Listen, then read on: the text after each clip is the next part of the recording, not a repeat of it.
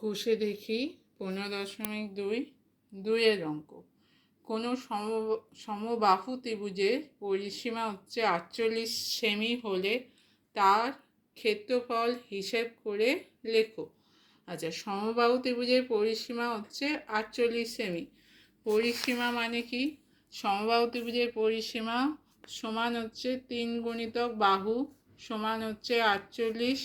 বাহু সমান হবে 48/3 সমান 16 সেমি। সমবাহু ত্রিভুজের ক্ষেত্রফল কী হবে? √3/4 ইন্টু বাহু স্কোয়ার। বাহুর দৈর্ঘ্য কত?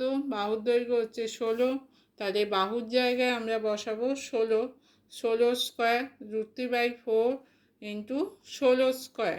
তাহলে 4 দিয়ে 16 স্কোয়ার করলে হচ্ছে 256, 4 দিয়ে 256কে কাটলে হবে 64। তাহলে উত্তর বেরোচ্ছে সমবাহু ত্রিভুজের ক্ষেত্রফল সমান 64√3 বর্গ সেমি।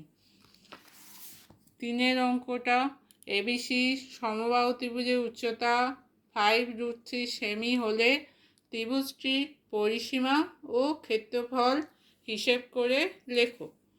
সমবাহু ত্রিভুজের উচ্চতা দেয়া আছে 5√3। উচ্চতার ফর্মুলা হচ্ছে √3/2 ইন্টু বাহু সমান 5√3।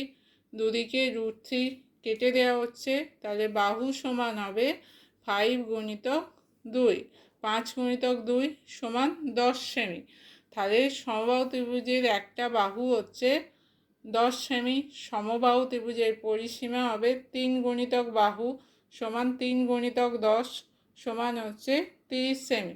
সমবাহু ত্রিভুজের ক্ষেত্রফল সমান √3/4 ইন্টু বাহু স্কোয়ার, √3/4 ইন্টু 10 স্কোয়ার।